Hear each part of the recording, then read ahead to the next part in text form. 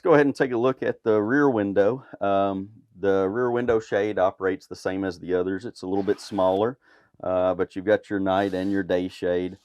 Here for the rear window, the glass does slide, the screen does not. On the rear window, this is your emergency exit window, so this screen does not slide. It does have a little red tab here. That red tab is to yank this out. You remove that screen, and then you can get to this handle. So to open this, you just simply pull these two handles up, push the window open. Now it does not have anything that holds it, so you're going to have to use your body as you crawl out and slide down the spare tire cover.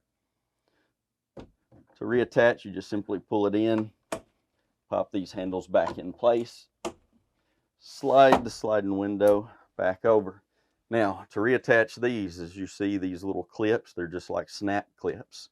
So we're just going to place this back into the frame. I usually like to set the bottom clips on the rail and then just press the top clips right back in until they snap closed. One thing I do want to mention about the window shades is when traveling, if the shades are left down, definitely do not leave the windows open. That airflow would come in and damage the window shades.